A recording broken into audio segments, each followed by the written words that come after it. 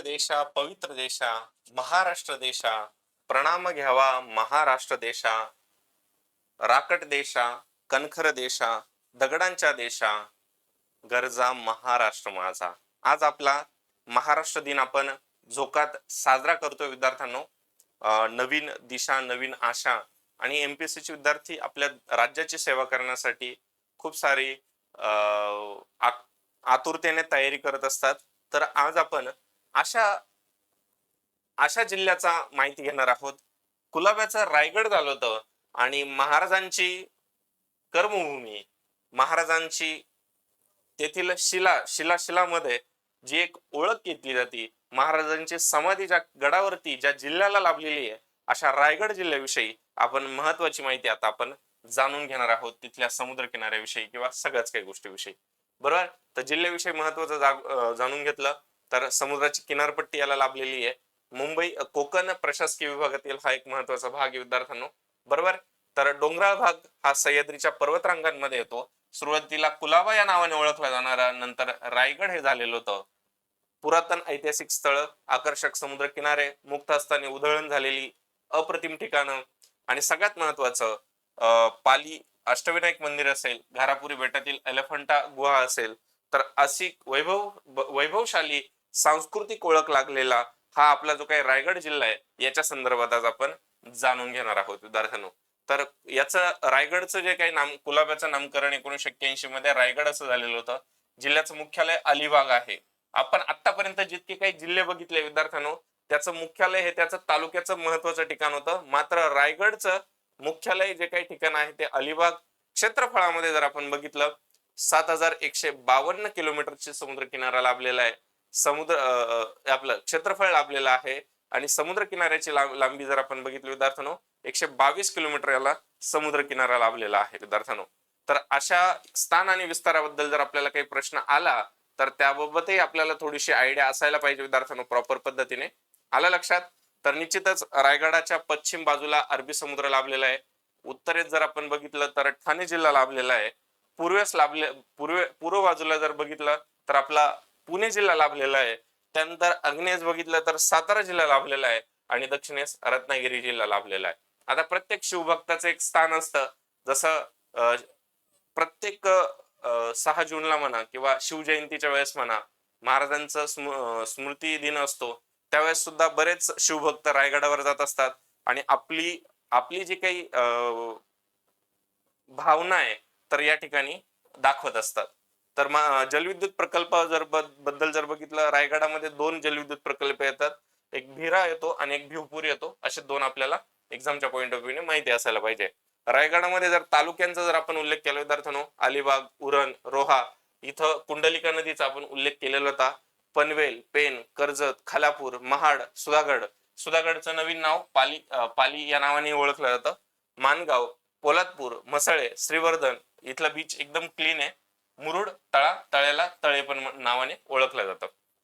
तर आपल्याला माहिती आहे की भारतरत्न बाबासाहेब आंबेडकरांनी ज्या पद्धतीने महाड येथील चौदार तळ्याचा जो काही सत्याग्रह केला होता तो सुद्धा या ठिकाणी येतो। आणि आणखीन जर बघितलं तालुक्यांचा आपण उल्लेख घेतला, नद्यांमध्ये उल्हास, पाताळगंगा, कुंडलिका, काळ आणि सावित्री या प्रमुख नद्या या जिल्ह्यामधून प्रवाहित होतात। आणि धरणांमध्ये जर बघितलं तर साबरकुंड नदीवरती साबरकुंड धरण हे महत्वाचं आहे। पिकांमध्ये भात हे प्रमुख पीक आहे, त्याही व्यतिरिक्त नारळ, सुपारी आणि पोफळी। तर काही कोकणातील विद्यार्थी आपलं जर हे लेक्चर बघत असतील तर मला नक्की सांगा, पोफळी आणि सुपारीमध्ये काय अंतर असतं, तेवढं एकदा कमेंट बॉक्स मध्ये नक्की सांगाल। आणि औद्योगिक याच्यात जर बघितलं तर राष्ट्रीय केमिकल अँड फर्टिलायझरचा खत कारखाना थळवाईशेत या ठिकाणी आहे। आणि पनवेल जवळ महत्वाचे रासायनिक उद्योग, याआधी मी तुम्हाला सांगितलंय रायगड म्हणजे एकटं 37% उत्पादन भारताचं केवळ आणि केवळ महाराष्ट्रात होत असतं। त्यातल्या त्यात रसायन उद्योगाचा जर हब असेल तर तो एक रायगड म्हणून ओळखला जातो। आलं लक्षात? त्याही पुढे जर पर्यटन स्थळामध्ये जर बघितलं, छत्रपती शिवाजी महाराजांची समाधी आणि 6 जून 1674 हा एक तारीख आपण महत्वाची लक्षात ठेवत असतो। लोणार येथे बाबासाहेब आंबेडकर तंत्रज्ञान विद्यापीठ आहे। नावाशेवा येथे जवाहरलाल नेहरू बंदर, ते रायगड मध्ये येतं, नीट लक्षात घ्या। घारापुरी उरण तालुक्यातील एलिफंटा लेणी येथे आहे। त्यानंतर आचार्य विनोबा भावे यांचं जे काही जन्मस्थळ येतं ते गागोदे, ते तालुका पेन याच्यामध्ये येतं। आणि कर्नाळा पक्षी अभयारण्य सुद्धा आपलं रायगडामध्ये येतं. तर त्याच्यामुळे रायगड जिल्ह्यामध्ये येतं. तर थोडीशी ही जी काही परीक्षा आधारित जी माहिती आहे विद्यार्थ्यांनो, ती योग्य पद्धतीने प्रॉपर तुमच्या डोक्यात ठेवत चला, योग्य पद्धतीने त्याचं स्मरण करत चला, जेणेकरून तुमच्या ते डोक्यात फिक्स राहील. आलं लक्षात? त्यानंतर आद्य क्रांतिकारक वासुदेव बळवंत फडके यांचं जे काही आद्य जन्मस्थान आहे ते शिरडोन तालुका पनवेल मध्ये येतं. आणि अष्टविनायकाचं बल्लाळेश्वर आणि वरद विनायक असे दोन जे काही ठिकाणे येतात ते रायगड जिल्ह्यात येतात. तर महाड येथे गांधार लेणे प्रसिद्ध आहे. खोपोली हे धबधब्यांचं शहर म्हणून ओळखलं जातं. कुंडलिका नदीवरती कोलाड येथे जलक्रीडा केंद्र आहे. राफ्टिंग हे एक महत्वाचं आहे, इथं जायचं राहून गेलेलं आहे. आणि हरिहरेश्वर येथील शिवमंदिर सुद्धा एक महत्वाचं आहे. त्यानंतर रायगड जिल्ह्यातील महत्वाचे किनाऱ्यांचे नाव जर घेतले, किहिम, आवाज बीच, हरिहरेश्वर, त्यानंतर काशीद बीच, वर्षोली, आक्षी, नगाव, मांडवा, सासवणे, रेवास हे समुद्र किनारे नेहमी आणि नेहमी इथं प्रसिद्ध असतात. आणि अलिबाग हे एक महत्वाचं बॉलिवूड मधील जे काही लोक आहे आपले स्टार लोक, त्यांची इन्व्हेस्टमेंट सुद्धा आपल्याला अलिबाग या ठिकाणी पाहायला मिळते. त्यानंतर हाऊस ऑफ गॉड हरीश्वर येथील देवघर म्हटलं जातं. आणि रायगड जिल्ह्यातील धबधबे जर म्हटले विद्यार्थ्यांनो, तर काळ नदीवरती कुंभे, पांडवकडा येथील खारघर येथे असणारा पांडवकडा धबधबा आणि भिवपुरी धबधबा हे नाव आपल्याला परीक्षेच्या दृष्टीने महत्वाचं आहे.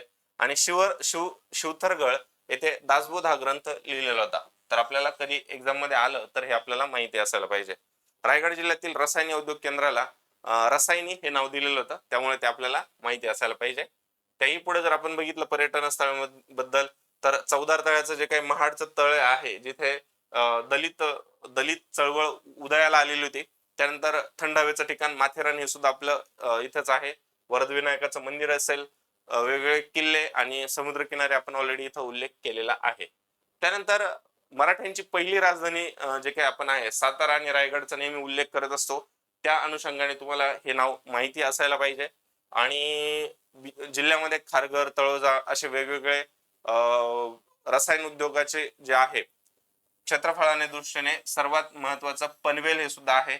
आपल्या गोलमाल मध्ये आपण म्हटलं जल्दी बोल सुबह मुझे पनवेल जाना है, बरोबर. आणि प्राचीन हिंदू आणि बौद्ध लेणी असणारी घारापूर आणि एलिफंटा येथे सुद्धा समावेश आहे.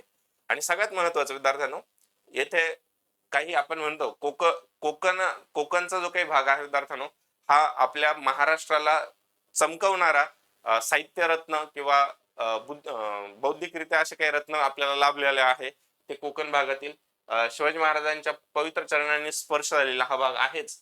त्याच्या व्यतिरिक्त आपलं सी.डी. देशमुख, आरबीआयचे पहिले गव्हर्नर, भारतीय गव्हर्नर आणि स्वाध्याय परिवाराचे प्रणेते स्वर्गवासी परमपूजनीय पांडुरंग शास्त्री आठवले यांचं जन्मस्थान सुद्धा आपलं इथेच रोह्या या ठिकाणी आहे. असं महत्वाचं हे सामाजिक आणि पार्श्वभूमी जे लाभलेलं आहे, ते असं रायगडाबद्दल आपल्याला एक विशेष आकर्षण आहे. वन्यजीव अभयारण्यामध्ये जर आपण बघितलं, रायगड अभयारण्य, महाड अभयारण्य, कल्याण अभयारण्य आणि अलिबाग अभयारण्य. नद्यांबद्दल आपण ऑलरेडी वरती चर्चा केलेलीच आहे, पण कुंडलिका नदी ही रायगड जिल्ह्यातील सर्वात लांब नदी आहे. त्यानंतर पाताळगंगा लोणावळा येथे उगम पावून ती मुंबईच्या दिशेने पुढे आली आहे. पाताळगंगा प्रदूषणामुळे आता खूप धोक्यात आलेली आहे. त्यानंतर सावित्री नदी तुमची महाबळेश्वर येथे उगम पावून रत्नागिरी आणि रायगडाकडे करते.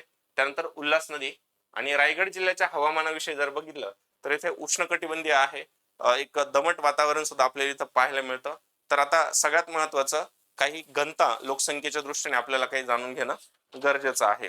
तर रायगडचं जर आपण लिंग गुणोत्तर जर बघितलं विद्यार्थ्यांनो, रायगडचं लिंग गुणोत्तर जर आपण बघितलं विद्यार्थ्यांनो, तर ते येतं आपलं 959 अकॉर्डिंग टू 2011 सेन्सस. नीट लक्षात असू द्या. आणि आपण साक्षरता जर बघितली तर 83.9 असे इथे एकूण साक्षरता येते विद्यार्थ्यांना आपल्या या येथील. आणि आणखीन घनतेचा आपण एक भाग बघून घेऊया, कारण की तो पण आपल्याला एक्झाम मध्ये विचारला जाऊ शकतो, बरोबर. तर रायगडाची घनता जर बघितली विद्यार्थ्यांना, ती 368 येते. रायगड जिल्ह्याची घनता जर काढली आपण तर ती येते 368. आलं लक्षात? कारण की महाराष्ट्राची 2011च्या नुसार जर बघितली तर ती येते 365. तर टोटल सरासरी जो काही डेटा आहे तो तुमच्या समोर मांडण्याचा माझा हेतू सफल झालेला आहे.